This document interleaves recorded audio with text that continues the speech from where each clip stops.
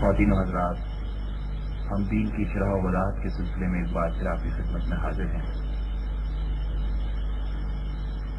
آج کا عنوان ہے قرآن مجید کیا ہے، اسے کیسے سمجھا جائے۔ پروگرام کی ترتیب کچھ یوں ہے کہ پہلے لیکچر ہوگا اور اس کے بعد سوالات اور جوابات کی نشست ہوگی، اور یہ پروگرام ٹھیک 2 گھنٹے بعد یعنی اب سے 7:15 سے لے کر 9:15 بجے تک چلے گا۔ 9:15 بجے یہ پروگرام ختم ہو جائے گا اور باہر عشاء کی نماز ہوگی، باجماعت نماز کا اہتمام ہے۔ ہمارا یہ لیکچرز کا سلسلہ پچھلے 1 سال سے جاری ہے، اور ہماری کوشش یہ ہوتی ہے کہ ہر ماہ کے پہلے ہفتے کو یہ لیکچر یہاں ہو، لیکن اگر کسی وجہ سے کوئی یہ ہال نہ مل سکے تو پھر ہم اس کو دوسرے ہفتے میں منتقل کر دیتے ہیں۔ اتفاق سے مئی کے مہینے میں ہال دستیاب نہیں ہے، چنانچہ یہ ہمارے لیکچر کا سلسلہ مئی میں نہیں ہو سکے گا، اور پھر انشاءاللہ جون میں ہوگا۔ جون میں لیکچر جو یہاں پر منعقد ہوگا اس کا عنوان ہے حدیث و سنت کا باہمی تعلق یا حدیث و سنت کا دین المقام۔ کل جاوید صاحب جو لائبریری ہے المولد کی شعبہ اصلاح و دعوت کی، وہاں پر عصر کے بعد شام 6 بجے سے 8 بجے تک لائبریری میں بیٹھیں گے۔ جو حضرات سوالات کرنا چاہیں وہ وہاں تشریف لا سکتے ہیں، کیونکہ یہاں پہ محدود وقت کی وجہ سے بعض دفعہ سوالات رہ جاتے ہیں، بلکہ بعض دفعہ نہیں، ہر دفعہ ہی سوالات رہ جاتے ہیں، اور لوگوں کو شکایت ہوتی ہے کہ ہمارے سوالات رہ گئے، ہم جواب نہیں پا سکے۔ چنانچہ ان سے گزارش ہے کہ وہ وہاں تشریف لائیں اور اپنے سوالات کے جوابات حاصل کریں۔ اب میں جناب جاوید احمد صاحب کو حامد دعوت خطاب دیتا ہوں، جو تشریف لائیں اپنے خیالات کا اظہار کریں۔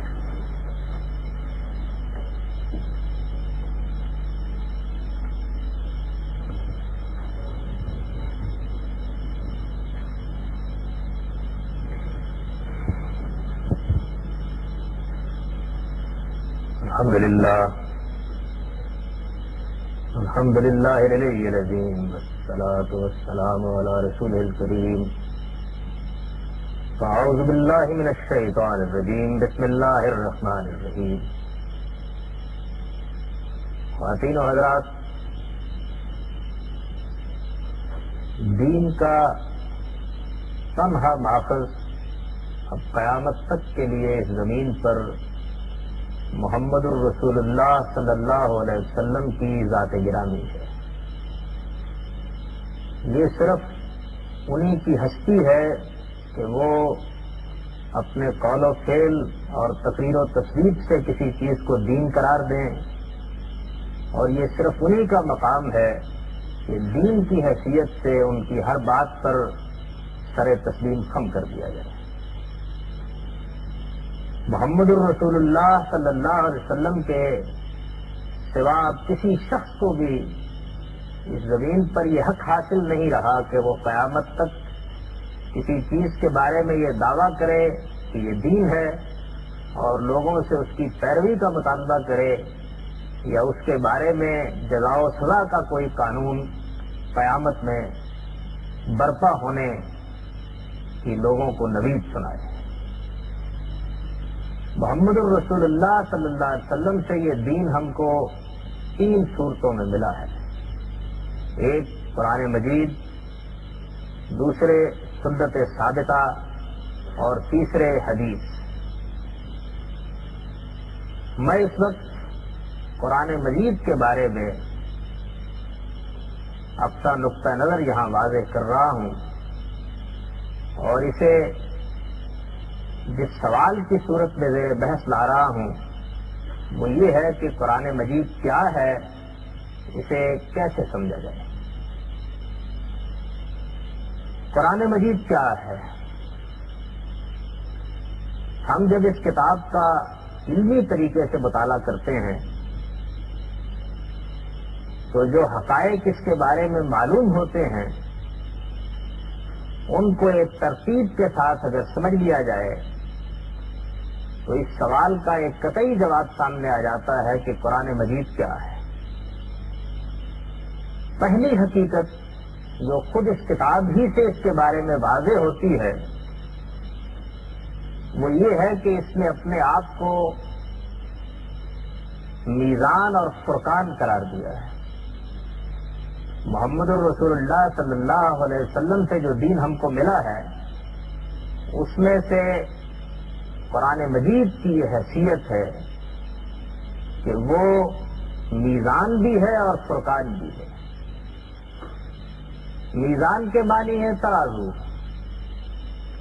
یعنی قرآن کی یہ حیثیت ہے کہ اب حق و باطل کے بارے میں ہر فیصلہ اس میزان میں تلے گا اور یہ طے کیا جائے گا کہ یہ کسی چیز کو کیا وزن دیتی ہے۔ قرآن مجید ہی سے یہ معلوم ہوگا کہ کس چیز کو دین سمجھنا چاہیے اور کس چیز کو دین نہیں سمجھنا چاہیے۔ کوئی چیز بھی ایسی نہیں ہو سکتی کہ جس کو یہ ماننے سے انکار کر دے اور وہ دین قرار پا جائے، اور جس کو یہ دین قرار دے اس کو کوئی دوسری چیز دین کے دائرے سے نکال باہر کرے۔ فرقان کے معنی یہ ہے کہ یہ ایک کسوٹی ہے، اس کے ذریعے سے حق و باطل میں فرق کیا جاتا ہے۔ یہ بتاتی ہے کہ کیا چیز سونا ہے اور کیا چیز پیتل ہے۔ دین کے نام سے بہت سی چیزیں اس قرآن مجید سے پہلے بھی دنیا میں موجود رہی ہیں، اس قرآن مجید کے زمانہ نزول میں بھی دنیا میں موجود تھیں اور قیامت تک موجود رہیں گی۔ اب یہ بات طے کر دی گئی ہے کہ یہ فیصلہ یہ کتاب کرے گی، اس کی آیات بینات کریں گی کہ کیا چیز ہے جس کو دین سمجھا جائے اور کیا چیز ہے جس کو دین کی حیثیت سے قبول کرنے سے انکار کر دیا جائے۔ دین میں کیا چیز ایسی ہے کہ جو داخل ہو گئی ہے اور اس کو اس کسوٹی پر پرکھ کر نکال دینا چاہیے، اور کیا چیز ہے جو اس کسوٹی پر پوری اترتی ہے اور وہ دین کی حیثیت سے گرد و غبار میں آلودہ ہو گئی ہے، اس کا چہرہ صاف کر دینا چاہیے۔ چنانچہ قرآن مجید کی یہ حیثیت کہ وہ میزان اور فرقان ہے، یہ تقاضا کرتی ہے کہ کسی چیز کو اس پر حاکمیت حاصل نہ ہو۔ ہر چیز کے معاملے میں سب سے پہلے یہ دیکھا جائے کہ یہ کتاب کیا فیصلہ سناتی ہے۔ یہ ایک قول فیصل کی حیثیت سے یہ بتائے گی کہ اسے قبول کرنا ہے یا اس کو رد کر دینا ہے، اسے ترک کرنا ہے یا اس کو اختیار کر لینا ہے۔ قول فیصل کی حیثیت سے اس کا یہ فیصلہ ہر شخص کے لیے واجب الاطاعت ہے، یہاں تک کہ اللہ کے پیغمبر کے لیے بھی۔ وہ بھی اس کے احکام کے سامنے سر جھکاتے ہیں، اور قیامت تک ہر شخص پر لازم ہے کہ وہ اس قول فیصل کے سامنے سرفگندہ ہو جائے۔ چنانچہ دین کی حیثیت سے کوئی چیز بھی اب ایسی نہیں ہو سکتی کہ جس کے بارے میں یہ کہا جا سکے کہ وہ اس قرآن مجید کی کسی چیز میں ترمیم کر سکتی، تغیر کر سکتی، اس کے کسی حکم کو بدل سکتی، اس کو منسوخ کر سکتی، بلکہ یہ ماننا پڑے گا اس کی اس حیثیت کے لحاظ سے کہ اصلاً حاکمیت اسی کی ہے اور اس کی اس حکومت کو کوئی بھی چیلنج نہیں کر سکتا۔ اس کا یہ مقام خود اس نے عالم کے پروردگار نے بیان کر دیا ہے۔ اس کو میزان اور فرقان قرار دینے کے معنی یہ ہے کہ اس کا یہ مقام تسلیم کیا جائے۔ اس کے اس مقام کو اب کوئی بھی شخص نہیں بدل سکتا۔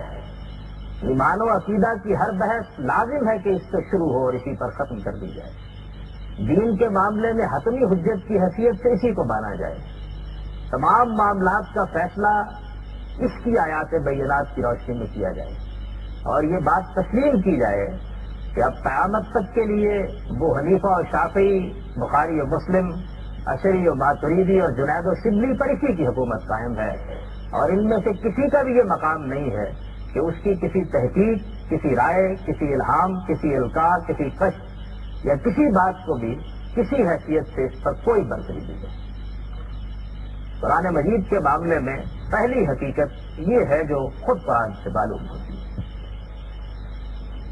دوسری حقیقت یہ ہے کہ یہ عربی مبین میں نازل ہوا ہے، اور یہ اس عربی مبین میں نازل ہوا ہے جو محمد الرسول اللہ صلی اللہ علیہ وسلم کی زبان تھی۔ آپ کہیں گے کہ یہ تو ایک معلوم چیز ہے، ایک مانی ہوئی بات ہے، ہر شخص جانتا ہے، کون ہے کہ جو اس کا انکار کرتا ہو؟ لیکن میں اس کی تھوڑی تفصیل کروں گا۔ یہ عربی مبین میں نازل ہوا ہے جگہ جگہ قرآن مجید اپنے بارے میں یہ بات خود بیان کرتا ہے۔ عربی مبین کے معنی یہ ہیں کہ واضح زبان، قطعی زبان، اپنے مفہوم پر پوری قوت کے ساتھ، پوری صحت کے ساتھ دلالت کرنے والی زبان، ہر کٹیج سے پاک زبان، ایسی زبان کہ جس میں اللہ تعالیٰ نے اپنا مدعا پوری صحت کے ساتھ بیان کیا اور پوری وضاحت کے ساتھ یہ ممکن ہے کہ وہ لوگوں تک پہنچ جائے۔ یہ کون سی عربی ہے؟ عربی ہمارے ہاں دینی مدرسوں میں بھی پڑھائی جاتی ہے، عربی مصر و شام میں بولی جاتی، اور عالم عرب کے ادباء اور فصحاء لکھتے بھی ہیں۔ عربی دور متوسط میں بہت سے ادیبوں کے قلم کی نوک پر رہی ہے اور انہوں نے غیر معمولی شاہکاریں تخلیق کیے ہیں۔ اور عربی زبان جس طرح کہ میں نے عرض کیا وہ بھی تھی جس کو محمد رسول اللہ صلی اللہ علیہ وسلم بولتے تھے۔ قرآن مجید یہ کہتا ہے کہ یہ اس عربی میں ہے جو محمد الرسول اللہ صلی اللہ علیہ وسلم کے زمانے کی زبان تھی۔ عربی زبان سے واقف ہر صاحب علم اس بات سے واقف ہے کہ عربی زبان اپنے مختلف ادوار میں جو حیاتیں تبدیل کرتی رہی ہے اس کا اگر لحاظ کیا جائے تو وہ عربی اس عربی سے بہت کچھ مختلف ہے۔ وہ عربی جس میں محمد الرسول اللہ صلی اللہ علیہ وسلم کلام فرماتے تھے اس عربی سے بہت کچھ مختلف ہے جو دور متوسط میں لکھی بولی گئی، جو اب لکھی پڑھی بولی جاتی ہے اور جو ہمارے دینی مدارس میں رائج ہے۔ ویسے تو یہ قرآن مجید کا اعجاز ہے کہ اس نے بہت حد تک زبان کے ارتقاء کو ایک خاص مقام پر پہنچنے کے بعد روک دیا ہے، لیکن زبان ایک ایسی چیز ہے کہ زمانے کے امتداد کے ساتھ، علوم کی تدوین کے ساتھ، مصطلحات کے وجود میں آنے کے ساتھ اس میں تغیر ہوتا رہتا ہے۔ قرآن مجید میں جو الفاظ استعمال ہوئے ہیں یہ بھی قرآن کا اعجاز ہے کہ ان میں سے کوئی لفظ متروک نہیں ہوا، لیکن اس سب کچھ کے باوجود اپنی ترکیب اور تالیف کے لحاظ سے یہ ایک بالکل مختلف نوعیت کی زبان ہے۔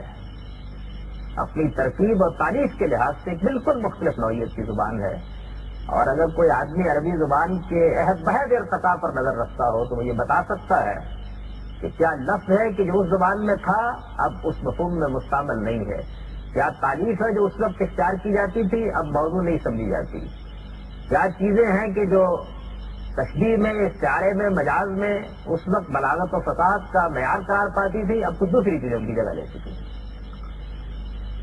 اس لحاظ سے یہ ایک مختلف نوعیت کی زبان ہے، اور اس زبان کو جاننے کے لیے ایک عرب کو بھی اتنی ہی محنت کرنا پڑتی ہے جتنی ایک اجمی کو کرنا پڑتی ہے۔ اس زبان میں 90% حصہ تو وہ ہے کہ جو ایک لغت متواترہ کی حیثیت سے اس امت کو منتقل ہوا ہے، زیادہ سے زیادہ 10% حصہ وہ ہے کہ جس کے بارے میں ہم کو تحقیق کرنا پڑتی ہے، اور تحقیق کے لیے جو ضروری مواد میسر رہنا چاہیے اس امت نے ابتدا ہی سے اس کو جمع کرنا شروع کیا۔ چنانچہ وہ سارا ذخیرہ نہ صرف یہ کہ محفوظ ہے بلکہ اس پر بہت سا کام ہوا ہے، خالص علمی اور فنی لحاظ سے کام ہوا ہے، اور کسی صاحب علم کے لیے یہ کچھ مشکل نہیں ہے کہ وہ اس کو پوری طرح ہضم کرے، اس کے معروف و منکر تک رسائی حاصل کرے، اس کو اچھی طرح سمجھے اور پھر اس زبان میں مہارت پیدا کر لے جس زبان میں قرآن نازل ہوا ہے۔ یہ قدوری و قلیوبی کی زبان بھی نہیں ہے۔ یہ اگر اجازت دیجیے تو میں یہ عرض کروں کہ جاہز اور امانی کی زبان بھی نہیں ہے۔ اس زبان کی نوعیت ایسی ہے اپنی ترکیب اور تاریخ کے لحاظ سے کہ اگر اس کے کوئی نمونے دنیا میں مل سکتے ہیں تو یا محمد الرسول اللہ صلی اللہ علیہ وسلم کی اس زبان میں مل سکتے ہیں جو باللفظ روایات میں منتقل ہوئی ہے، اور بالخصوص رسول اللہ صلی اللہ علیہ وسلم کی دعاؤں میں کیونکہ باللفظ روایت کا انتظام کیا گیا ہے تو بہت اعلیٰ نمونے اس کے موجود ہیں، اور یا پھر کلام عرب ہے جس کا بہت کچھ ذخیرہ ہمارے علماء نے محفوظ کر دیا ہے، اس میں اس زبان کو دیکھا جا سکتا، اس کی فصاحت و بلاغت کا اندازہ کیا جا سکتا، اس کی اسالیب کا مطالعہ کیا جا سکتا۔ یہاں چونکہ اس کا موقع نہیں ہے کہ مثالیں دے کر یہ بتایا جائے کہ اس زبان میں اور اس زبان میں کیا فرق ہے، لیکن یہ بات ملحوظ رہنی چاہیے ہر شخص کو کہ وہ ایک بالکل مختلف نوعیت کی کنسٹرکشن کے اعتبار سے، ترتیب اور تاریخ کے لحاظ سے زبان ہے، اس کے کچھ اپنے اسالیب ہیں، اس میں بات کہنے کے کچھ اپنے انداز ہیں، اس میں جملہ ایک خاص طریقے سے بنتا ہے، اور یہ چیز ہے کہ جس کو سمجھے بغیر اگر کوئی آدمی کسی مخصوص دور کی زبان کی روشنی میں اس کا مطالعہ کرے گا تو بہت کچھ ٹھوکریں کھائے گا۔ یہ عربی مبین میں نازل ہوا ہے اور یہ محمد الرسول اللہ صلی اللہ علیہ وسلم کی زبان میں نازل ہوا ہے۔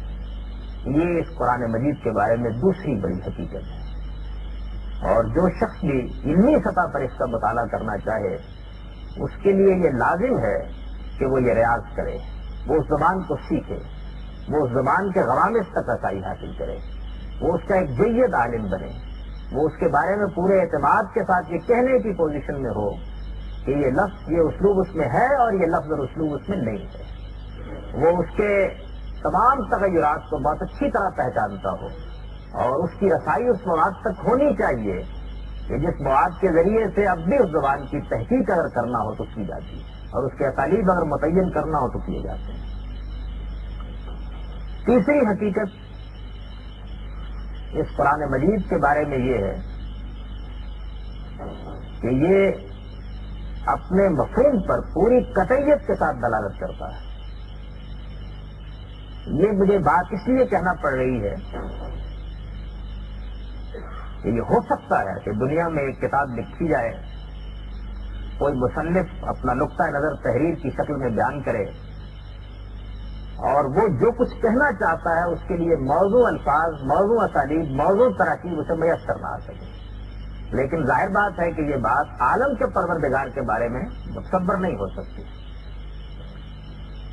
اس نے جو کچھ کہنا چاہا ہے اس کے لیے موضوع ترین الفاظ وہی تھے جو اختیار کر دیے گئے، اور ان الفاظ کی دلالت جس مفہوم پر ہوتی ہے اس کے ہم تک پہنچنے کے لیے جو طریقہ اختیار کیا گیا ہے وہ بالکل قطعی ہے، اس کے بارے میں دو رائے نہیں ہو سکتی۔ میں نے ابھی یہ ذکر کیا کہ جہاں تک اس زبان کا تعلق ہے جس میں قرآن مجید نازل ہوا ہے، اس کا 90% حصہ، اس سے کچھ کم و بیش تو وہ ہے کہ جو لغت متواترہ کی حیثیت رکھتا ہے، جس کے بارے میں کسی تحقیق کی ضرورت نہیں ہوتی، اور کم و بیش 10% حصہ وہ ہے کہ جس حصے کے بارے میں ہم تحقیق کرتے ہیں، نظائر پیش کرتے ہیں، شواہد پیش کرتے ہیں، یا یہ بتاتے ہیں کہ یہ لفظ، یہ اسلوب اس طرح استعمال ہوتا تھا، لیکن چونکہ وہ بھی اس لغت متواترہ کے اندر ہے، اس لیے ہم جو کچھ بھی تحقیق کرتے ہیں قرآن کا سیاق و سباق متعین طور پر یہ بتا دیتا ہے کہ وہ تحقیق صحیح ہے یا وہ تحقیق غلط ہے۔ جیسے ہی اس کو اس میں رکھ کے دیکھا جاتا ہے تو وہ لغت متواترہ اس پر ایک حجت بن کر سامنے آ جاتی ہے۔ اس وجہ سے ایسا نہیں ہے کہ یہ گمان کیا جائے کہ جو کچھ ہم اس کے الفاظ سے سمجھ رہے ہیں کیا وہ فی الواقع وہی ہے جو پروردگار کے پیش نظر تھا۔ یہ تو صحیح ہے کہ فہم میں تفاوت ہو سکتا ہے، یہ ٹھیک ہے کہ ہم بعض اوقات اپنی کج فہمی کی وجہ سے یا اپنے تساہل کی وجہ سے یا اپنی کسی کمزوری کی وجہ سے صحیح مدعا تک نہ پہنچ سکے، لیکن جہاں تک الفاظ کا تعلق ہے وہ پوری قطعیت سے اپنے مفہوم کو واضح کر رہے ہیں اور ان کی دلالت اس پر بالکل قطعی ہے۔ ہمارے ہاں ایک دور میں بڑے بڑے جلیل القدر لوگوں نے اس حقیقت کو چیلنج کیا ہے، اور مسلمانوں کے اندر سے بہت جلیل القدر لوگوں نے اس کو چیلنج کیا ہے۔ اس ضمن میں انہوں نے جو باتیں بالعموم کہی ہیں، میں یہ چاہتا ہوں کہ مختصر طور پر اس کا ذکر کر دوں۔ ایک بات تو یہ بیان کی گئی کہ آخر لغتی ہے، اس کے الفاظ اور معنی ہیں، یہ مختلف ذرائع سے منتقل ہوتے ہوئے ہم تک پہنچے ہیں، ان کی تحقیق جب کی جاتی ہے تو اس سے زیادہ سے زیادہ ایک ظن غالب حاصل ہوتا ہے کہ اس لفظ کے معنی یہ ہوں گے، لہذا یہ نہیں کہا جا سکتا کہ ہم جو معنی سمجھ رہے ہیں وہ فی الواقع وہی ہیں جو معنی اس آیت کے پیش نظر تھے۔ اور میں نے یہ مثال اس سے پہلے بھی اپنے ایک لیکچر میں دی تھی کہ امام راضی جیسے جلیل القدر آدمی نے یہ بات اپنی تفسیر میں بہت وضاحت کے ساتھ بیان کی کہ چونکہ قرآن مجید کے الفاظ کی دلالت اپنے مفہوم پر ظنی ہے، اس لیے اگر کوئی چیز برہانیات عقلیہ سے ہم پر واضح ہو جائے تو ہم اس کو قرآن مجید کے اس مفہوم پر ترجیح دیں گے. اور اس کی انہوں نے مثال بھی بیان کر دی کہ یہ بات تو بالکل واضح ہے اور عقلی دلائل سے ثابت ہے کہ اللہ تعالیٰ بندوں کو تکلیف مالا یطاق دیتا ہے، ایسی تکلیف بھی دے دیتا ہے جس کو وہ اٹھا نہیں سکتے. اور قرآن کہتا ہے کہ لا یکلف اللہ نفسا الا وسعہا، لیکن کیونکہ الفاظ کی دلالت اپنے مفہوم پر گنی ہے، ہو سکتا ہے کہ آیت کا وہ مطلب ہو اور ہو سکتا ہے کوئی اور مطلب ہو، تو ہم اس مفہوم کے لیے اس آیت کے پیش نظر اپنی اس چیز کو نہیں چھوڑ سکتے. اس کی ترتیب میں تو جس طرح کہ میں نے عرض کیا، تنہا وہی بات کافی ہے جو میں نے زبان سے متعلق کہی کہ یہ بات ہی صحیح نہیں ہے کہ تمام کا تمام زبان کا ذخیرہ اپنے مفہوم کے ابلاغ میں ان طریقوں سے پہنچا ہے جن پر ذنی ہونے کا فتویٰ ثابت کیا جا سکے. 90% زبان بالکل لغت متواترہ کی حیثیت رکھتی ہے اور باقی چونکہ اس کے سیاق اور سباق میں گھری ہوئی ہے اس لیے وہ بھی بالکل قطعیت تک مفہوم کو پہنچا دیتی ہے. دوسری بات جو اس بات میں کہی گئی وہ یہ تھی کہ یہ تو خود بتاتی ہے کتاب کہ اس میں کچھ آیات متشابہات ہیں اور کچھ محکمات ہیں. اب ہم نہیں کہہ سکتے کہ کون سی آیت محکم ہے اور کون سی متشابہ ہے. اور ظاہر بات ہے کہ متشابہات کے معاملے میں ہمیں یہ تعلیم دی گئی ہے کہ ہم اس کی تعویل کے پیچھے نہ پڑیں، بلکہ جو بات بیان ہو اس کے اوپر ایمان لائیں، اور یہی علم میں رسوخ رکھنے والوں کا طریقہ ہے. چنانچہ یہ کسی طرح نہیں کہا جا سکتا کہ ہم جس آیت کو محکم قرار دے رہے ہیں وہ فی الواقع محکم ہے، اور جب وہ یہی متعین نہیں کر پاتی کہ یہ فی الواقع محکم ہے تو جو مدعا ہم بیان کر رہے ہیں اس کے بارے میں بھی کیا کہا جا سکتا ہے. چنانچہ یہ ضروری ہے کہ محکمات اور متشابہات کا مفہوم بھی بہت اچھی طرح سمجھ لیا جائے. قرآن مجید دو طرح کی چیزیں بیان کرتا ہے. ایک تو وہ حقائق ہیں جن حقائق کو وہ ہمیں ماننے کی دعوت دیتا ہے، جن کے وہ دلائل دیتا ہے، جن کی وہ حکمت بیان کرتا ہے، جن پر وہ ایمان لانے، جن کے مطابق زندگی کو ڈھالنے کی تلقین کرتا ہے.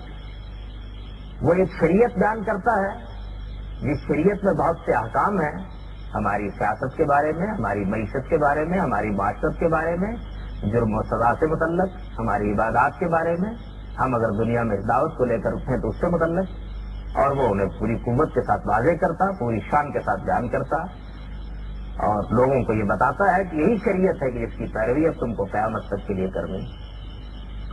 دوسری وہ چیز ہے کہ جس میں وہ یہ خبر دیتا ہے کہ تم یہاں سے رخصت ہو جاؤ گے اور یہاں سے رخصت ہو جانے کے بعد تمہیں ایک دوسرے عالم میں آنکھ کھولنی ہے. اس عالم میں تمہارے لیے جنت بھی ہے اور جہنم بھی ہے. وہ جنت یہ ہوگی اور وہ جہنم یہ ہوگی. وہ ایک ایسا عالم ہے کہ جس کو ہم وجود پذیر کریں گے اور پھر اس میں نئے قوانین اور نئے نوابیس کے ساتھ تم کو زندگی بسر کرنی. اس کا یہ اعلان کہ یہ زندگی عارضی ہے اور تم کو ایک نئے عالم میں آنکھ کھولنی ہے، یہ بھی انہی حقائق میں سے ہے جن کو یہ ماننے کی دعوت دیتا ہے. لیکن وہ اس کی کچھ تفصیل بھی کرتا ہے، یعنی اس عالم کے بارے میں ہم کو بتاتا ہے کہ وہ عالم کیسا عالم ہے، اس کے اندر تم کو کیا نعمتیں میسر آئیں گی، اس میں زندگی کی نوعیت کیا ہوگی، کچھ تفصیلات بیان کرتا ہے. اب جہاں تک پہلی باتوں کا تعلق ہے وہ سب کی سب محکم ہے. یعنی ایسا نہیں ہے کہ قرآن مجید کی ہر آیت کے بارے میں یہ شبہ پیدا ہو جاتا ہے کہ وہ محکم ہے یا متشابہ ہے. وہ سب کی سب محکم ہے. یہ وہ تفصیلات ہیں جن تفصیلات میں قرآن مجید نے انسان کے اس عجز کے پیش نظر کہ وہ اس عالم سے واقف نہیں ہے تشابہ کا اسلوب اختیار کیا ہے. تشابہ کا اسلوب کیا ہوتا ہے؟ تشابہ کا اسلوب یہ ہوتا ہے کہ ہم مثال کے طور پر ایک چیز کو جانتے ہی نہیں، وہ ابھی وجود پذیر ہی نہیں ہوئی. انسان کی یہ کمزوری ہے کہ وہ بہرحال چیزوں کو جانتا ہے یا تو اپنے حواس کے ذریعے سے اور نام دے دیتا ہے، اور یا پھر یہ کہ جن چیزوں کو وہ حواس کے ذریعے سے جانتا ہوتا ہے ان پر قیاس کر کے کوئی دوسری چیز اس کو سمجھائی جا سکتی ہے. اس کے علاوہ اس کے پاس کسی چیز کو جاننے کا کوئی ذریعہ نہیں ہے. اب جنت میں کیا ہوگا، دوزخ میں کیا ہوگا، اس عالم کی نوعیت کیا ہوگی، اس میں پھل ہوں گے تو کیا ہوں گے، اس میں پھولیں ہوں گی تو کیا ہوں گی، اس میں باغات ہوں گے تو کیا ہوں گے. یہ وہ چیزیں ہیں کہ جس کے لیے ہماری زبان میں اور ہماری کسی بھی زبان میں کوئی الفاظ موجود نہیں تھے. وہ ایک دوسرا عالم ہے. آپ یہ دیکھیے کہ کتنی چیزیں ہیں جو سائنس نے پچھلی 2 صدیوں میں ایجاد کر دی. ان کے لیے کوئی الفاظ اس سے پہلے ہماری زبانوں میں موجود نہیں تھے۔ حد یہ ہے کہ یہ بجلی کا کمکمہ جس کے بارے میں اب 10 الفاظ ہماری زبان میں موجود ہم بول سکتے ہیں، جب یہ وجود پذیر نہیں ہوا تھا تو کوئی لفظ موجود نہیں تھا۔ اگر 200-400 سال پہلے کوئی شخص یہ بتانا چاہتا کہ اس طرح کی ایک چیز بھی وجود پذیر ہو جائے گی تو وہ کیا کرتا؟ وہ تشابہ کا اسلوب اختیار کرتا، یعنی وہ یہ کرتا کہ جو کچھ اس وقت موجود تھا اس کی مشابہت کا ایک تصور پیدا کر کے اس بات کی کچھ تصویر ہمارے سامنے لے آتا۔ چنانچہ مثال کے طور پر وہ یہ کہتا کہ ایسے چراغ جلیں گے جن میں تیل نہیں ڈالنا پڑے گا، مثال کے طور پر۔ اب ظاہر ہے کہ یہ اسلوب جو ہے یہ یوں نہیں ہے کہ جو چیز فی الواقع وجود میں آ رہی ہے اس کا ایک نام رکھ دیا گیا اور بتا دیا گیا ہے، بلکہ تشبیہ دے کر ایک بات میں مجاز کا سا انداز اختیار کر کے اس کا ابلاغ کیا گیا ہے۔ قرآن مجید جنت اور دوزخ یا اس عالم کی جو چیزیں ہیں ان کو اس اسلوب میں سمجھاتا ہے۔ اس لحاظ سے متشابہ کے معنی مبہم کے نہیں ہیں جس طرح کے عام طور پر خیال کر لیا جاتا ہے، بلکہ ان آیات کے ہیں جن میں اللہ تعالیٰ نے اس عالم کے بارے میں بہت سے حقائق ہم کو اسی طرح ہماری اپنی زبان، ہمارے اپنے ماحول کی چیزوں سے تشریح دے کر سمجھا دیے اور ان کا ایک ہلکا سا تصور ہمارے سامنے آ جاتا ہے۔ تو قرآن مجید کی آیات متشابہات یہ ہیں اور یہ بالکل متعین ہیں، بالکل واضح ہیں۔ اس وجہ سے اس بنیاد پر بھی یہ نہیں کہا جا سکتا کہ اس کتاب کے بارے میں اب یہ کہنا مشکل ہو گیا کہ اس کی نوعیت کیا ہے کیا ہے۔ تیسری بات جو اس باب میں عام طور پر کہی جاتی ہے وہ یہ ہے کہ اس میں کچھ آیات منسوخ ہو گئی ہیں اور ہمیں نہیں معلوم کہ وہ کون سی آیات ہیں جو منسوخ ہو گئی ہیں۔ اس وجہ سے اب ظاہر ہے کہ یہ جاننے کے لیے کہ کون سی آیات منسوخ ہیں کچھ روایات کی طرف دیکھنا پڑے گا، وہ جن ذرائع سے پہنچی ہیں ان پر بہت کچھ اعتراضات ہو سکتے ہیں، لہذا یہ کیسے کہا جائے کہ جس آیت کو ہم اپنے سامنے دیکھ رہے ہیں وہ منسوخ نہیں ہے۔ ہم ہو سکتا ہے کہ اس سے ایک حکم اخذ کر لیں اور تحقیق سے معلوم ہو کہ وہ تو منسوخ ہے، اور پھر اس کے منسوخ ہونے کے بارے میں بھی حتمی طور پر کیسے کہہ دیا جائے جبکہ جن ذرائع سے وہ ہم تک پہنچی ہے ان میں بہت کچھ بحث کی گنجائش ہو سکتی ہے۔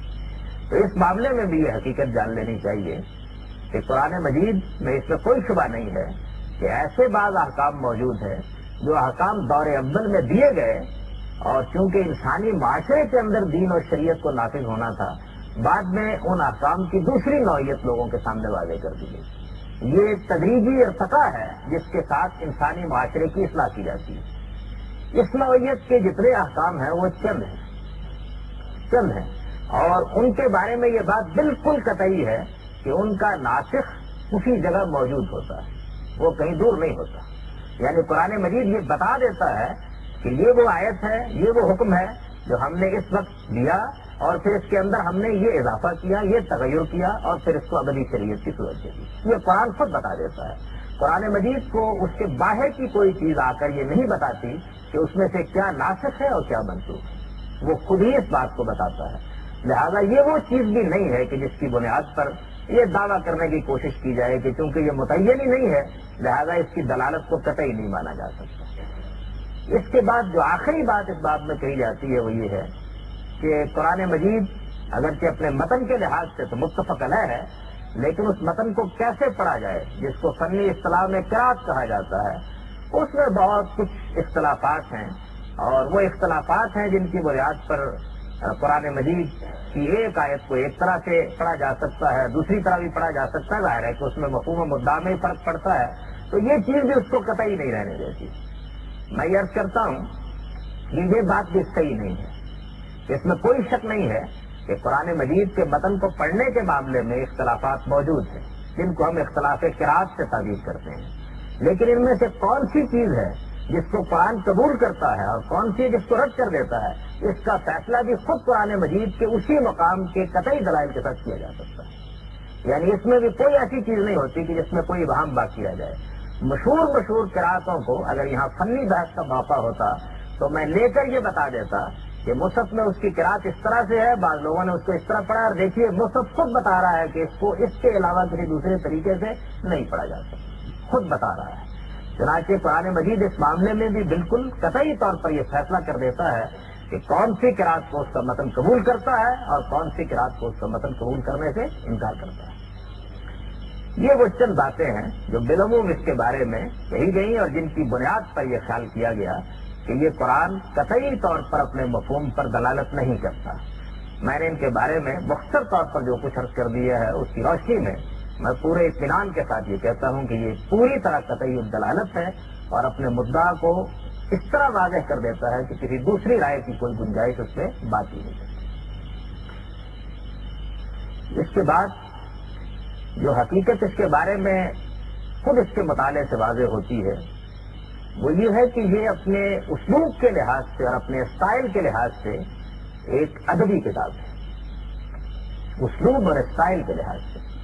دیکھیے دنیا میں کسی مدعا کو بیان کرنے کے بہت سے طریقے ہیں۔ ایک طریقہ وہ ہے جو ایک افسانہ نگار اختیار کرتا ہے، ایک طریقہ وہ ہے جو ایک شاعر اور ادیب اختیار کرتا ہے، ایک طریقہ وہ ہے جو ایک ریاضی دان اختیار کرتا ہے، ایک طریقہ وہ ہے جو ایک مورخ اختیار کرتا ہے۔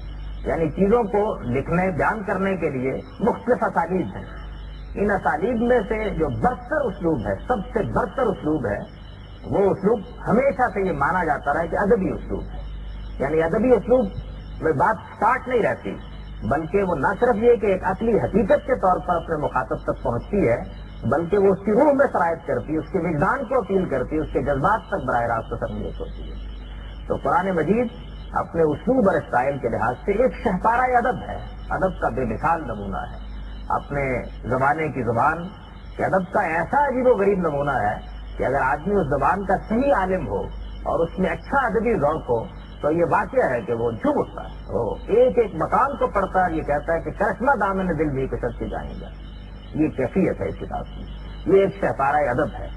چنانچہ یہ ضروری ہے کہ اگر کوئی آدمی اس قرآن مجید کا جید عالم بننا چاہے، یعنی ایک چیز تو یہ ہے کہ آدمی بس ہدایت حاصل کرنے کے لیے ایک عام آدمی کے طور پر اس کو پڑھتا ہے، لیکن اگر وہ اس کا جید عالم بننا چاہے تو یہ چیز ضروری ہے کہ وہ اچھا ادبی ذوق رکھتا ہو، اچھا ادبی ذوق رکھتا ہو، وہ ایک ادب پارے کو اپریشیٹ کر سکتا ہو، یہ سمجھ سکتا ہو کہ ادب کی زبان میں ایک بات کیسے بیان کی جاتی ہے اور منطق کی زبان میں ایک بات کیسے بیان کی جاتی ہے۔ یہ منطق کی زبان میں نہیں ہے، یہ فلسفے کی زبان میں نہیں ہے، یہ ریاضی کی زبان میں نہیں ہے، یہ ہندسے کی زبان میں نہیں ہے، یہ تاریخ کی زبان میں نہیں ہے، یہ ادب کی زبان میں بیان ہوا ہے۔ یعنی جو حقائق اس میں ہیں اس کے لیے جو سانچہ اختیار کیا گیا ہے وہ ادبی اسلوب کا سانچہ ہے۔ چنانچہ استعارات میں، تشبیہات میں، مدعا کے بیان میں، حذف میں، قرآن میں، وصل میں، تمام اسالیب میں ٹھیک ٹھیک وہ اعلیٰ ترین طریقہ اختیار کیا گیا ہے جو دنیا کے ادب پاروں میں ملحوظ رہا ہے، اور اس کو دنیا کے ادب پارے کیا چیز ہے اس بلند ترین مقام پر پہنچا دیا گیا ہے کہ جہاں تک انسان کی رسائی ممکن نہیں۔ یہ ایک شہپارہ ادب ہے اور ادبی اسپرٹ اس کے لفظ لفظ سے پھوٹی پڑتی ہے۔ آدمی اگر اس لحاظ سے اس کا مطالعہ کرے، اور ظاہر ہے کہ ترجموں میں یہ چیز کسی طرح ممکن نہیں ہو سکتی، تو وہ یہ محسوس کرتا ہے کہ یہ وہ کلام ہے کہ جو واقعتاً اب میرے ضمیر کے اوپر نازل ہو رہا ہے، اس کی نوعیت کی بن جاتی ہے، ایک شہپارہ ادب ہے۔ اس کے بعد جو اگلی حقیقت اس کے بارے میں ذہن نشین رہنی چاہیے وہ یہ ہے کہ یہ صحیفہ رسالت ہے، یہ صحیفہ رسالت ہے۔ میں اس کی وضاحت کرتا ہوں۔ قرآن مجید نے یہ قانون خود بیان کیا ہے اور میں اپنے مختلف لیکچروں میں اس کا گاہے گاہے حوالہ دیتا رہتا ہوں کہ اس دنیا کے اندر اللہ تعالیٰ نے انسان کی ہدایت کے لیے جو سامان کیا ہے اس میں ایک ذریعہ یہ بھی ہے کہ اللہ اپنے کچھ بندوں پر وحی نازل کرتا رہا ہے اور وہ نبی کی حیثیت سے لوگوں کو خدا کا پیغام پہنچاتے رہے۔ انہی نبیوں میں سے قرآن مجید یہ بتاتا ہے کہ بعض لوگوں کو رسالت کے منصب پر فائز کر دیا جاتا ہے، یعنی یہ نبیوں میں سے کچھ مخصوص لوگ ہیں کہ جن کو اس منصب پر فائز کیا گیا۔ جن لوگوں کو رسالت کے منصب پر فائز کیا جاتا ہے ان کے بارے میں ایک قانون ہے جو قرآن مجید میں بیان ہوا ہے۔ وہ قانون یہ ہے کہ وہ جس قوم کی طرف بھی مبعوث کیے جاتے ہیں اس کے لیے خدا کی عدالت بن کر آتے ہیں، خدا کی عدالت بن کر آتے ہیں۔ وہ سائل کی درخواست لے کر نہیں آتے کہ اپنی بات کہیں گے، مانی مانی، نہیں مانی تو واپس چلے جائیں گے، بلکہ وہ آ کر اپنی قوم کو یہ بتا دیتے ہیں کہ اب ہمارے لیے یہ لازم ہے کہ ہم تم پر غلبہ پائیں گے، ہماری بات مانی جائے گی تو تم فلاح پاؤ گے، اسی دنیا میں فلاح پاؤ گے اور تمہیں زمین کا اقتدار حاصل ہوگا، اور اگر نہیں مانی جائے گی تو تم مٹا دیے جاؤ گے، خدا کا عذاب آئے گا اور وہ تم کو ختم کر دے گا۔ اس عذاب کے آنے کی جو نوعیت ہوتی ہے وہ اصولی لحاظ سے دو صورتوں میں بیان کی جا سکتی ہے۔ اگر تو پیغمبر کو کسی جگہ اقتدار حاصل ہو جاتا ہے، خواہ وہ اس سرزمین کے کسی چھوٹے سے حصے ہی میں کیوں نہ ہو، تو اس کے ساتھیوں کی تلواروں کے ذریعے سے یہ عذاب آتا ہے، اور اگر ایسا نہ ہو سکے تو پیغمبر اور اس کے ساتھیوں کو نکال لیا جاتا ہے اور آسمان سے عذاب ٹوٹ پڑتا ہے اور وہ قوم ختم کر دی جاتی ہے۔ چنانچہ قرآن مجید کو اگر آپ پڑھیے تو وہ جگہ جگہ بتاتا ہے کہ قوم عاد کے ساتھ یہی ہوا، قوم سمود کے ساتھ یہی ہوا، قوم نوح کے ساتھ یہی ہوا، قوم لوط کے ساتھ یہی ہوا، اور محمد الرسول اللہ صلی اللہ علیہ وسلم کی قوم کے ساتھ بھی یہی ہوا۔ ان میں سے جن پیغمبروں کا میں نے پہلے ذکر کیا ان کی قوموں پر آسمان کا عذاب ٹوٹ پڑا، اور محمد الرسول اللہ صلی اللہ علیہ وسلم کی قوم کے معاملے میں ایک دوسرا طریقہ اختیار کیا گیا، ان کے اوپر صحابہ کی تلواریں عذاب بن کر ٹوٹ پڑی۔ یعذبہم اللہ بایدیکم، اللہ ان کو تمہارے ہاتھ سے عذاب دے گا، اور اس کی وجہ یہ ہوئی کہ رسول اللہ صلی اللہ علیہ وسلم کو یثرب میں اقتدار حاصل ہو گیا، یعنی 13 سال تک کم و بیش مدینے میں رسول اللہ صلی اللہ علیہ وسلم نے دین کی دعوت دی۔ اس دعوت کی ابتدا یہاں سے ہوئی کہ قوم کے اعیان و اکابر کو حضور صلی اللہ علیہ وسلم نے اپنے گھر میں بلایا اور بلا کر ان سے یہ کہا کہ اللہ تعالیٰ نے مجھے نبوت کے منصب پر فائز کیا ہے، میرے پاس تمہارے لیے ایک پیغام و ہدایت ہے، تم اگر میرا ساتھ دو گے تو عرب و عجم تمہارے سامنے سرنگوں ہو جائیں گے، نہیں دو گے تو اس زمین سے مٹا دیے جاؤ گے۔ میں تم سے یہ کہتا ہوں کہ تم میں سے کچھ لوگ اٹھیں اور اٹھ کر میرے بھائی اور میرے ساتھی کی حیثیت سے میرے ہاتھ پر بیٹھ کریں۔ رسالت محمد صلی اللہ علیہ وسلم نے اس دعوت سے ابتدا کی، قوم نے اس دعوت کو قبول کرنے سے انکار کر دیا، اعیان و اکابر نے، لیڈروں اور سرداروں نے انکار کر دیا۔ چند نوجوان ہیں جو ایمان لائے، اور نوبت یہاں تک پہنچ گئی کہ یہ معلوم ہو گیا کہ اب اس چھاچ کو بلو لیا گیا ہے، اس میں اب کوئی مکھن موجود نہیں ہے۔ چنانچہ حضور صلی اللہ علیہ وسلم کو حکم دیا گیا کہ اب آپ قریش کے باہر کے قبائل کے سامنے یا ام القریٰ کے باہر کی بستیوں کے سامنے اپنی دعوت پیش کریں اور ان سے کہیں کہ کیا وہ اس کو قبول کرنے کے لیے تیار ہیں۔ چنانچہ 3 سال تک رسول اللہ صلی اللہ علیہ وسلم مینا میں، کیونکہ حج کے موقع پر مختلف قبائل کے لوگ آتے تھے، ان کے سامنے یہ بات پیش کرتے رہے، یہاں تک کہ یثرب کے چند لوگوں نے اس کو قبول کر لیا۔ اور دلچسپ بات یہ ہوئی کہ یہاں تو اعیان و اکابر اور سرداروں نے رد کر دیا تھا، یثرب میں 2 سال کی جد و جہد کے بعد اس کے بڑے بڑے لیڈروں نے اور اعیان و اکابر نے اس دعوت کو قبول کر لیا، اور اعیان و اکابر کے دعوت کو قبول کرنے کا مطلب یہ تھا کہ یثرب کا سیاسی اقتدار محمد الرسول اللہ صلی اللہ علیہ وسلم کو منتقل ہو گیا ہے۔ چنانچہ بیعت عقبہ ثانیہ میں حضور صلی اللہ علیہ وسلم نے ایک امیر المومنین کی حیثیت سے ان سے بیعت لی، اور اس کے 2.5 ماہ بعد ایک امام اور فرمانروا کے طور پر مدینہ منتقل ہو گیا۔ پھر مدینہ وہ جگہ ہے جہاں سے صحابہ کرام کی تلواروں کے ذریعے سے حضور کی قوم پر یہ عذاب بالاقساط نازل ہوا ہے۔ قرآن مجید اس کی تفصیل بیان کرتا ہے، وہ یہ کہتا ہے کہ سب سے پہلے بدر کا میدان منتخب کیا گیا، اور بدر کے میدان میں اس کی پہلی قسط نازل ہوئی۔ اس اصول پر نازل ہوئی کہ پہلے لیڈروں کو ختم ہونا چاہیے تاکہ عام لوگ آزادی کے ساتھ حق و باطل کا فیصلہ کر سکیں۔ چنانچہ یہ دنیا کا حیرت انگیز واقعہ ہوا کہ عرب کے جتنے بھی بڑے لیڈر تھے، قریش کے بڑے لیڈر، وہ سب اس میدان میں اترے، اور عام آدمی زیادہ تر بچ کر چلے گئے اور لیڈر ختم ہو گئے۔ رسول اللہ صلی اللہ علیہ وسلم اس سے پہلے کہ بارے کا گرم ہو میدان میں کھڑے ہوئے، اور چھڑی پکڑ کر آپ نے کہا یہاں ابو جہل گرے گا، یہاں عتبہ گرے گا، یہاں شیبہ گرے گا۔ ایک پہلی قسط نازل ہو گئی، اسی لیے اس کو یوم الفرقان کہا ہے قرآن مجید میں، اس نے حق و باطل کا فیصلہ کیا۔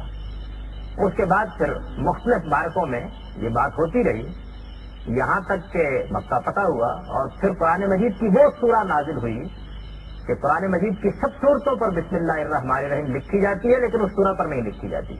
سورہ توبہ یہ عذاب کی سورہ ہے۔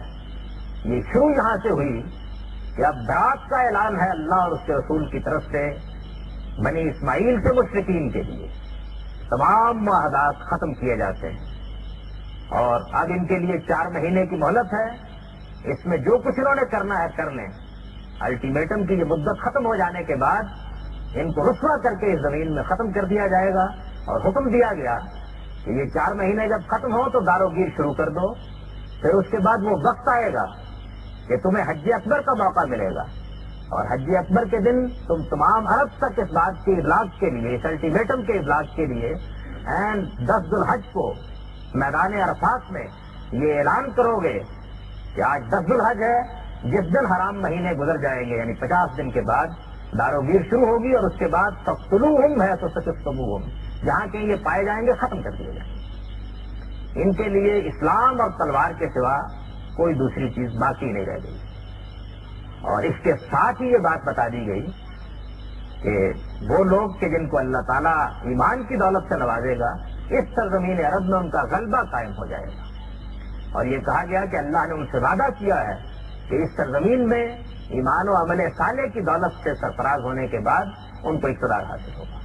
یہ بات پورے طریقے سے واضح کر دی گئی۔ چنانچہ یہ پیشین گوئی ٹھیک ٹھیک پوری ہوئی، اور رسالت مآب صلی اللہ علیہ وسلم کی 10 سالہ جدوجہد کے نتیجے میں پورے جزیرہ نما عرب میں اسلام کا اقتدار قائم ہو گیا، اور قریش کی پوری قوم میں سے جو لوگ ایمان لے آئے انہوں نے فوز و فلاح میں اپنا حصہ پایا، اور جن لوگوں کے بارے میں یہ خیال ہوا کہ یہ بعد میں ارتداد اختیار کر سکتے ہیں، حضور نے اعلان کر دیا کہ من بدل دینہ فاقتلوہ، ان کے لیے موت ہے، اور یہ موت اس کے بعد بھی ان کے لیے قائم رہے گی۔ یہ ایک رسول کے زمین پر آنے کا قانون ہے۔ قرآن مجید کی ترتیب مضامین اس طرح ہے کہ اس میں در حقیقت یہی سرگزشت ہے جو بیان ہوتی ہے، اور یہی سرگزشت ہے جس کو مختلف اسالیب سے وہ واضح کرتا ہے۔ یعنی بات یہاں سے اٹھتی ہے کہ پیغمبر دعوت پیش کرتے ہیں، چنانچہ دعوت کی صورتیں آتی ہیں، پیغمبر انذار کرتے ہیں، خبردار کرتے ہیں کہ تمہارا انجام کیا ہونے والا ہے، چنانچہ وہ صورتیں سامنے آتی ہیں۔ پھر وہ یہ بتاتے ہیں کہ میں تمہارے لیے کیا دین لے کے آیا ہوں اور اس کے نتیجے میں تمہیں کیا فوز و فلاح ملے گی، اس کو بیان کرتے ہیں۔ اس دوران میں اگر یہ محسوس ہوتا ہے کہ کوئی رد عمل نہیں ہو رہا تو اللہ تعالیٰ تسلی کی آیات ان کے لیے نازل کرتے ہیں، اور یہ بتاتے ہیں کہ پیغمبر آپ اپنی ذمہ داری پوری کیجئے، ان سے ہم نمٹ لیں گے۔ یہاں تک کہ پھر یا تو مضمون یہاں ختم ہو جاتا ہے کہ عذاب آ رہا ہے اور اس عذاب کے لیے یہ قاعدہ ہے، اور یا یہاں ختم ہو جاتا ہے کہ اقتدار مل رہا ہے اور اس اقتدار کی ذمہ داریوں کو تم نے اس طرح سے انجام دینا ہے۔ یعنی یا وہ غلبے پر ختم ہو جاتا ہے اور یا قوم کے استحصال پر ختم ہو جاتا ہے۔ یہ در حقیقت قرآن مجید میں مضامین ہے۔ اب ظاہر ہے کہ یہ چونکہ ایک پیغمبر کی اس دعوت کی سرگزشت ہے، اس لیے اس کے مخاطبین میں متعین ہے۔ وہ یا تو بنی اسماعیل ہیں، رسول اللہ صلی اللہ علیہ وسلم کی قوم کے لوگ ہیں، یا اہل کتاب ہیں جو بالخصوص یثرب میں آ کے مخاطب ہوئے ہیں، یا وہ مسلمان ہیں کہ جو ایمان لے آئے ہیں، یا وہ ہیں جو اپنی کمزوریوں کی وجہ سے دعوت کے مخاطب بنتے ہیں لیکن بہرحال ایمان کا دعویٰ رکھتے ہیں، اور یا وہ ہیں کہ جو اگرچہ مسلمان ہو گئے ہیں لیکن منافقین کی حیثیت سے مسلمانوں کی صفوں میں موجود ہیں۔ چنانچہ اس کتاب کو سمجھنے کے لیے یہ ضروری ہے کہ اس کی یہ حیثیت واضح رہے، اور اس میں ہر آیت کا مدعا اور ہر سورہ کا مفہوم طے کرنے کے لیے پہلے اس کے اولین مخاطبین کو طے کیا جائے، اور یہ دیکھا جائے کہ بات ان سے کیا ہو رہی ہے، پھر وہاں سے اٹھا کر اس کو پورے عالم کے لیے عام کر دیا جائے۔ اگر یہ اس کے بارے میں خیال کر لیا جائے کہ یہ ایک کتاب ہے کہ ایک پہاڑی کے اوپر کھڑے ہوئے یہ سنائی جا رہی ہے اور سارا عالم براہ راست اس کا مخاطب ہے، تو اس کا مدعا نہیں سمجھا جا سکتا۔ یعنی یہ لازم ہے کہ اس کی اس ترتیب کو ذہن نشین کیا جائے کہ پہلے اس کے اولین مخاطبین کے لحاظ سے بات متعین ہوگی، اور پھر یہ بات بتائے گی کہ اب یہ عالم تک کس طریقے سے پہنچے گی۔ تو یہ صحیفہ رسالت ہے۔ اس کے بعد جو حقیقت اس کے بارے میں سامنے رہنی چاہیے، اور جو آخری چیز ہے قرآن مجید کیا ہے کہ جواب میں، وہ یہ ہے کہ یہ کتاب ہے۔ آپ فرمائیں گے کہ آدمی جانتا ہے کہ یہ کتاب ہے، تو کوئی شبہ نہیں ہے، ہم روز کہتے ہیں، روز پڑھتے ہیں، لیکن اس کے کچھ معنی ہیں۔ ایک کتاب کو جب کتاب کہا جاتا ہے تو اس کا لازمی نتیجہ یہ ہے کہ یہ مانا جائے کہ اس کے اندر کوئی نظم ہوگا، کوئی ترتیب ہوگی، بات کہیں سے چلے گی، کہیں ختم ہوگی، کوئی ابواب ہوں گے، کسی طریقے سے بات کو بیان کیا جائے گا، کوئی مجموعہ اقوال نہیں ہوگا۔ یعنی دو باتیں ہیں نا، ایک تو چیز یہ ہے کہ یہ خیال کیا جائے کہ متفرق آیات ہیں جن کو ایک بین الدفتین جمع کر دیا گیا ہے، اور ایک یہ کہ یہ کتاب ہے۔ قرآن کہتا ہے کہ یہ کتاب کے طور پر، اور اپنے بارے میں خود یہ بیان کرتا ہے کہ جس وقت یہ نازل ہوا تو ایک ترتیب سے نازل ہوا، وہ ترتیب اس وقت کے حالات سے تھی، اور پھر اللہ تعالیٰ نے ہماری ہدایت کے لیے اس کو ایک دوسری ترتیب سے خود جمع کیا۔ انا علینا جمع ہوا قرآن ہو فیضا کرانا ہو سب طب قرآن، اور پھر اس کے لحاظ سے اس کی قرات فرمائی، اور اس آخری قرات کی اتباع کی پیغمبر کو ہدایت کی۔ یہ خود اس قرآن مجید نے اپنے بارے میں بیان کیا ہے. چنانچہ یہ کتاب ہے تو بہرحال اب اس کا مدعا طے کرنے کے لیے یہ ضروری ہے کہ اس کی ترتیب کو بھی سمجھا جائے اور یہ بھی جانا جائے کہ اس میں مضامین کس طرح سے بیان ہوئے اور یہ بھی معلوم کیا جائے کہ اب کوئی بات بھی ایسی جو اس کی کسی آیت سے نکالی جا رہی وہ اس کے سیاق و سباق سے ہٹ کر نہیں نکالی جا سکتی، اس لیے کہ یہ مجموعہ اقوال نہیں ہے، ایک مرتب اور منظم چیز ہے، اور ایک مرتب اور منظم کلام میں یہ لازم ہے کہ اس کو رکھ کے دیکھا جائے. یہ ایک اہم ترین پہلو ہے قرآن مجید کا، اور اس کی وجہ یہ ہے کہ کوئی بھی کلام اگر آپ کے سامنے موجود ہو اور آپ یہ کہیں کہ یہ جملے ہے تو پھر ہر جملے کے 10 معنی بیان کیے جا سکتے ہیں.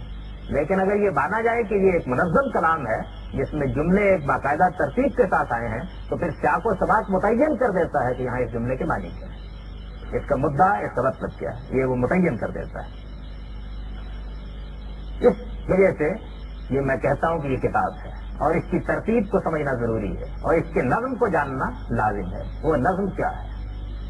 پہلی بات تو یہ ہے کہ اس کتاب کے اندر مضامین کو صورتوں میں مرتب کیا گیا ہے. پہلی چیز یہ جس سے ہر آدمی واقف ہے، قرآن مجید کے مضامین کو صورتوں میں مرتب کیا. ہر سورہ کا ایک مرکزی مضمون ہے، اس کی ایک تمہید اور اس کا ایک خاتمہ ہے. وہ ایک مخصوص مضمون کو سامنے رکھ کر نازل ہوتی ہے اور ایک خاص ترتیب کے ساتھ اپنے مدعا کو بیان کرتی ہے.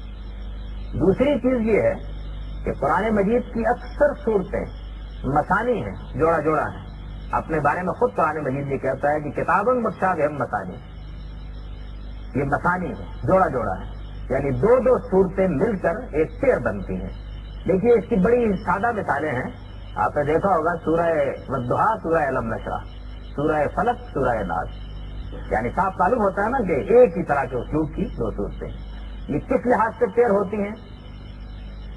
کبھی کبھی یہ ہوتا ہے کہ ایک سورہ میں تمہید اٹھی ہے، دوسری میں مضمون اکمال تک پہنچ گیا ہے. ایک میں اجمال سے بات بیان ہوئی ہے، دوسرے میں تفصیل ہو گئی ہے. ایک میں کسی مدعا پر انفس و آفاق کے دلائل ہیں، دوسری میں تاریخ کے دلائل دے دیے گئے ہیں. ایک میں کسی مدعا کے بارے میں یہ بتا دیا گیا ہے کہ وہ اصل میں ہے کیا، اور دوسرے میں اس کے نتائج بیان کر دیے گئے ہیں. ان مختلف پہلوؤں سے یہ صورتیں پیر کی صورت میں، جوڑوں کی صورت میں، مثانی کی صورت میں ہے.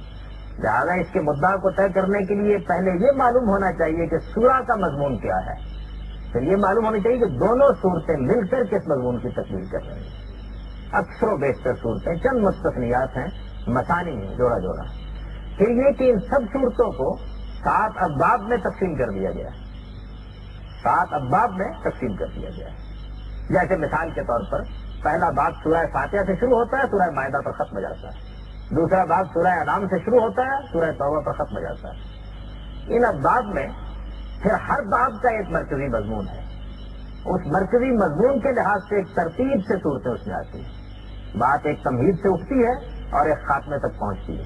تمام ابواب میں وہ رسالت کی جو سرگزشت میں نے بیان کی ہے، دعوت کے بعد اتمام حجت، اتمام حجت کے بعد ہجرت کے بعد اقتدار کے بعد اپنی قوم کے خلاف اللہ کے پیغمبر کے ساتھیوں کا جہاد، اور ان لوگوں کے اوپر جو ایمان لا چکے اور جن کو اقتدار مل گیا ہے، قانون و شریعت کا نفاذ. یعنی یہ ترتیب ہے. ہر گروپ کے اندر یہی ترتیب ہوتی ہے، ہر باب میں یہی ترتیب ہوتی ہے. یعنی اسی طریقے سے کسی میں معاملہ غلبے پر ختم ہو جاتا ہے، کسی میں قوم کے استحصال پر ختم ہو جاتا ہے، کسی میں ایک نئی امت کی تاسیس پر ختم ہو جاتا ہے، کسی میں قانون و شریعت کے نفاذ پر ختم ہو جاتا ہے. یعنی جو ترتیب ہے وہ بالکل رسالت محمد صلی اللہ علیہ وسلم کی اس سرگزشت کے لحاظ سے ہے. تمام ابواب میں 7 ابواب کا بالکل یہی معاملہ ہے، تمام ابواب کا. اور ان 7 ابواب میں یہ بات بالکل واضح ہوتی ہے کہ بات ایک جگہ سے چلے گی، دوسری جگہ پر ختم ہوگی. پھر یہ دلچسپ بات ہے کہ ان ابواب کے اندر جو ترتیب صورتوں کی ہے وہ بالکل نزولی ہوتی ہے. یعنی نزول بھی کیونکہ اسی ترتیب سے ہوا ہے، لہذا اسی کے لحاظ سے ان کو منظم اور مرتب کر دیا جاتا ہے. ان ابواب کا میں مختصر تعارف یہاں کرا دیتا ہوں تاکہ یہ معلوم ہو جائے کہ ان میں کس طرح سے یہ بات جان ہوئی. پہلے باب کو اگر آپ دیکھیے تو یہ قانون و شریعت کا باب ہے. یعنی قرآن مجید میں یہ کیا گیا ہے کہ اب اس امت کو یہ قرآن جو پڑھنا ہے تو ایک امت کی حیثیت سے پڑھنا ہے، لہذا قانون و شریعت اور ایک باقاعدہ امت کی ذمہ داریوں کے معاملے کو پہلے باب میں مقدم کر دیا گیا ہے. تو پہلا باب قانون و شریعت کا باب ہے. اس میں سورہ فاتحہ ایک مکی سورہ ہے اور سبب بعد میں یہی ہوتا ہے کہ ابتدا مکی صورتوں سے ہوگی، انتہا مدنی صورتوں پر ہوگی. یہ مکی سورہ، اس کے بعد 4 مدنی صورتیں ہیں. اب دیکھیے مضامین کی ترتیب کس طرح سے. سورہ فاتحہ میں دین کے بنیادی حقائق بیان کر دینے کے بعد یہ دعا کی گئی ہے کہ پروردگار تو ہمیں سیدھی راہ دکھا، ان لوگوں کی راہ جن پر تیرا انعام ہوا، نہ ان کی راہ جن پر تیرا غضب ہوا یا جو گمراہ ٹھہرے. اب اللہ تعالیٰ نے اس کے بعد بقرہ میں مغضوب علیہم کی پوری داستان بیان کی. تو اس پوری سورہ بقرہ کے مخاطب اہل کتاب یہود ہیں، اور یہود کی پوری فرد قرارداد جرم ہے جو اس سورہ میں بیان کرنے کے بعد یہ اعلان کیا گیا ہے کہ ان کو ان جرائم کی وجہ سے، ان جرائم کو ہم سے پہلے کی امت مسلمہ ہے، ان جرائم کی وجہ سے امامت کے منصب سے معزول کیا جاتا ہے. اور یہ اعلان کیا گیا ہے کہ مسلمانوں تمہیں ایک نئی امت کی حیثیت سے ان کی جگہ پر کھڑا کیا جا رہا ہے. چنانچہ یہ ساری فرد قرارداد جرم جب زیر بحث آتی ہے تو سورہ کے درمیان میں جا کر وہ آیت آتی ہے کذالک جعلناکم امۃ وسطا لتکونوا شہداء علی الناس ویکون الرسول علیکم شہیدا. انہی بنی اسرائیل کی طرح تم کو بھی ایک امت وسط کے طور پر کھڑا کیا گیا ہے تاکہ تم لوگوں پر دین کے گواہ بن کر رہو. اور پھر اس کے بعد اس امت کو جن ذمہ داریوں کو انجام دینا ہے اس کے بارے میں کچھ احکام، ہدایات اور شریعت بیان ہوتی چلی جاتی ہے.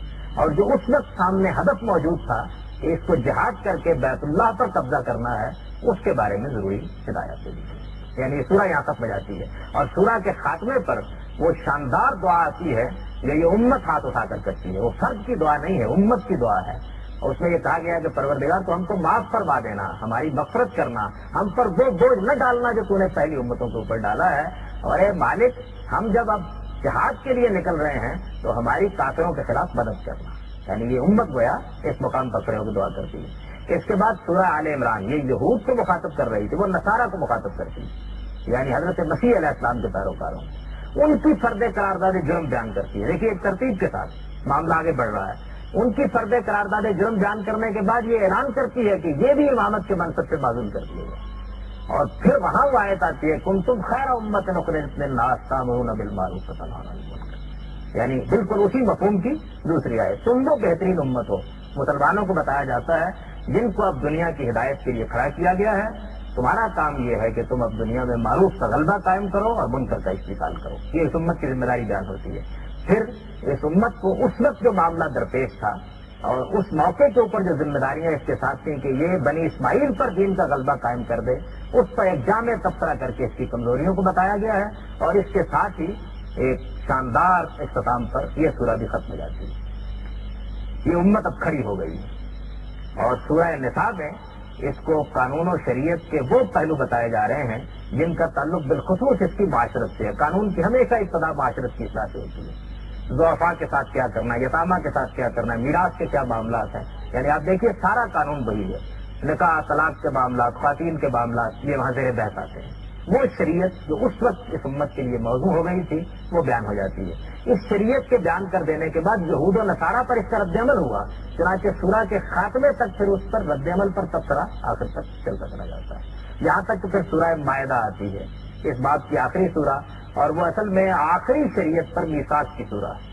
یعنی جو شریعت دی گئی ہے اس کے آخری احکام بھی اس میں بیان ہوتے ہیں اور اس پر عہد دیا جاتا ہے اس امت سے.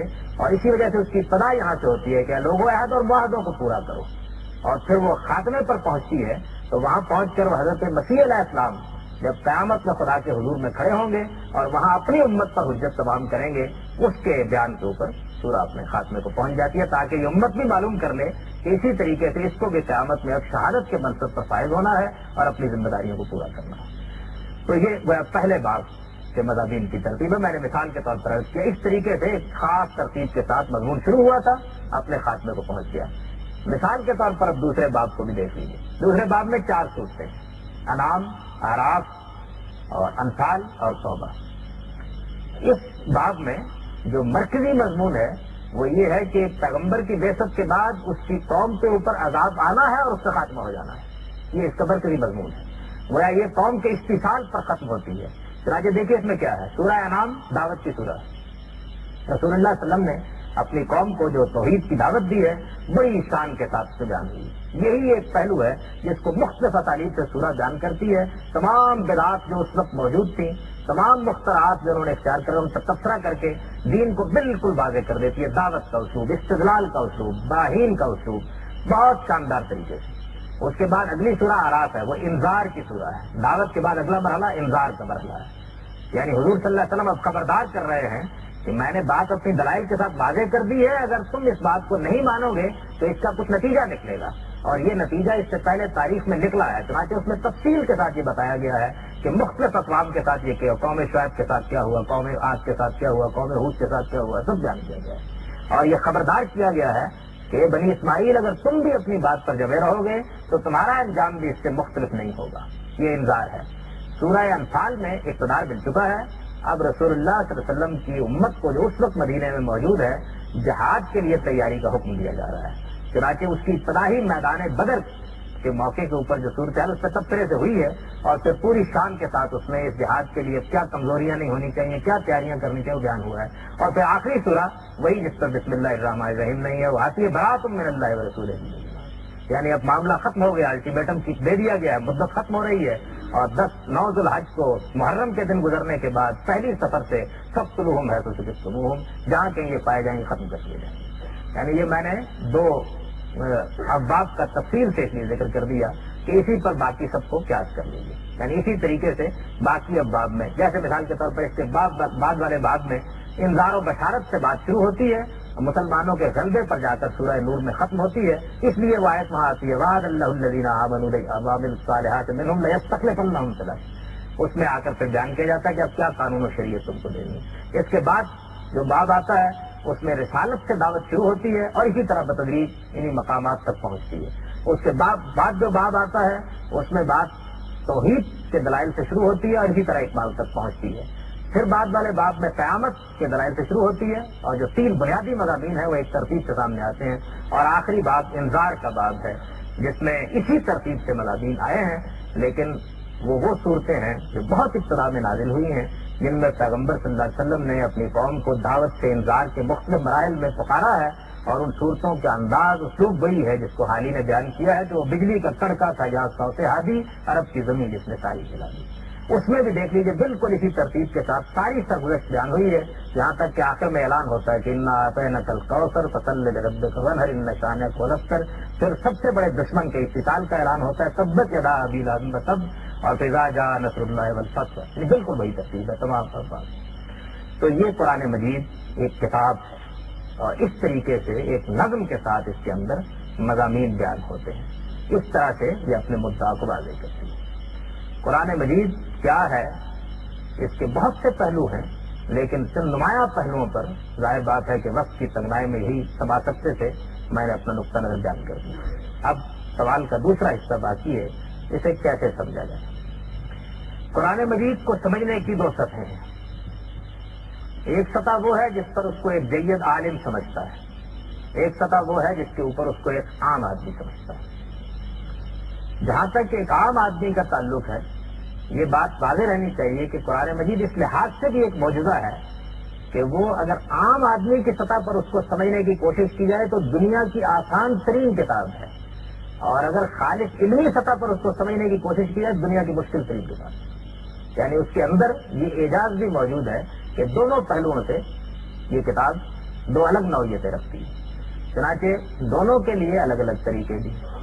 ایک عام آدمی کی سطح پر اگر ایک شخص اس کو سمجھنا چاہے نصیحت حاصل کرنے کے لیے وہ کیا بات کہتی ہے، کن چیزوں کا پابند کرتی ہے، یہ جاننے کی جتنا ایک عام آدمی کی ضرورت ہوتی ہے، تو یہ لازم ہے کہ اس کو کسی صاحب علم کی مدد سے سمجھا جائے.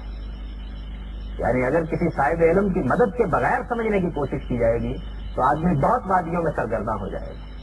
کسی صاحب علم کی مدد سے سمجھا جائے. یہ ایک زندہ صاحب علم کی مدد بھی ہوتی ہے، ایک استاد اور معلم کی حیثیت سے وہ آپ کو قرآن مجید کی تعلیم دے دیتا ہے.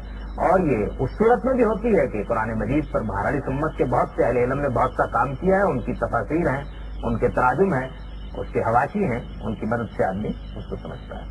عام آدمی اس حد سے اگر تجاوز کرتا ہے تو وہ گویا اپنے لیے بڑی مشکلات پیدا کر لیتا ہے اور اس کے لیے ٹھیک مقام تک پہنچنا ممکن. یہ تو ہو سکتا ہے کہ وہ چند نمایاں چیزوں کو اپنے سامنے رکھ لے اور تمام اہم چیزوں کا مطالعہ کرنے کے بعد ایک رائے قائم کرے، لیکن بہرحال اس کو اہل علم کی مدد سے اور ان کی آراء کے دائرے ہی میں رہ کر ٹھہرنا ہوتا ہے، اس سے آگے وہ نہیں بڑھ سکتا۔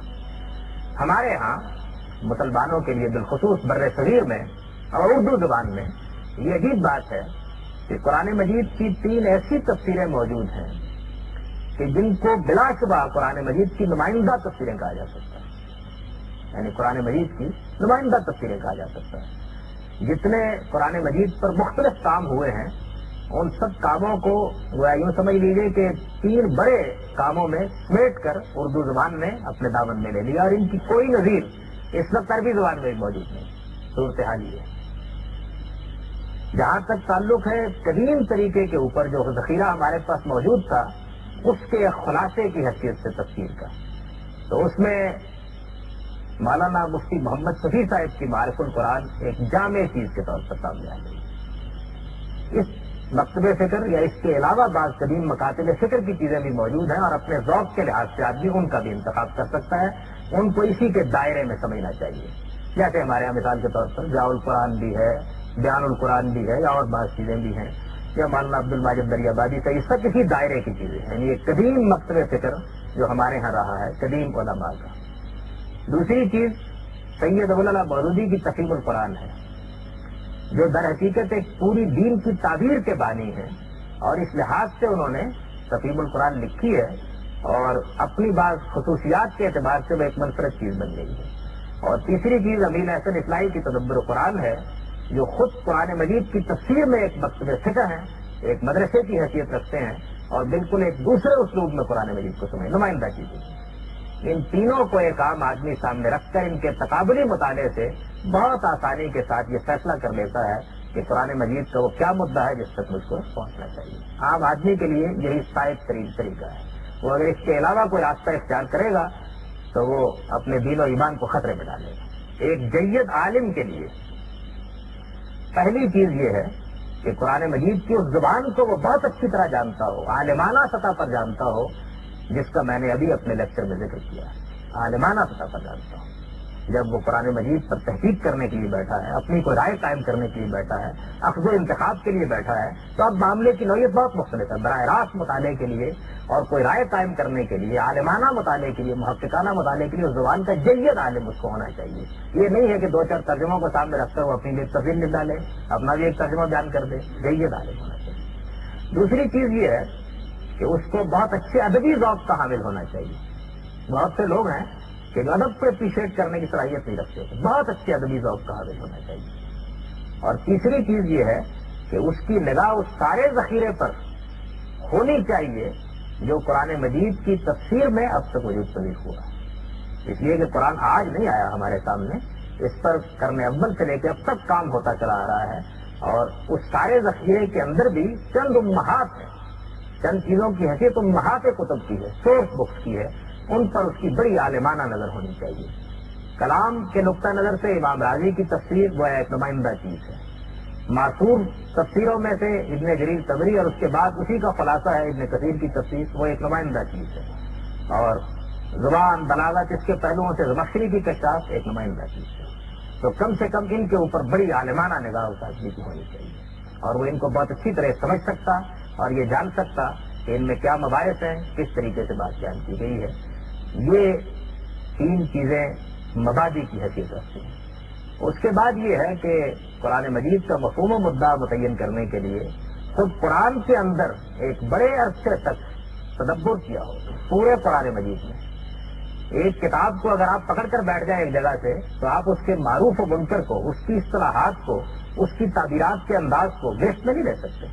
کتاب کے اندر بہت عرصے تک اس نے مراقبہ کیا ہو، ایک ایک آیت پر ڈیرے ڈال کر یہ سمجھنے کی کوشش کی تو بحثیت مجموعی پوری کتاب کیا چیز ہے، اور پھر اس کے بعد وہ اس کی تنویح کو، اس کے استعارے کو، اس کے زور کو پوری طرح اپریشیٹ کرتا اور سمجھ پاتا ہے۔ تو یہ یوں سمجھ لیجئے کہ 4 بنیادی شرائط ہیں، ان کا اگر آدمی ٹھیک طریقے سے استحضار کر لے تو پھر اس کو حق حاصل ہے کہ وہ عالمانہ سطح پر قرآن مجید کا مطالعہ کرے، اور عالمانہ سطح پر اس کی بنیاد پر کوئی رائے قائم کرے، اور رائے قائم کرنے کے بعد علمی دلائل کے ساتھ اس کو بیان کرتے ہیں۔ قرآن مجید کی سمجھنے کی یہ دونوں سطحیں الگ الگ پوری شان کے ساتھ مربوط رہنی چاہیے۔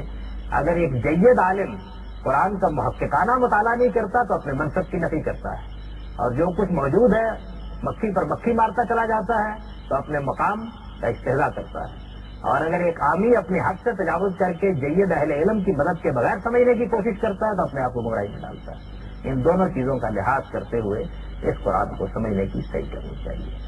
یہ قرآن مجید ہے اور یہ اس کو سمجھنے کا طریقہ ہے۔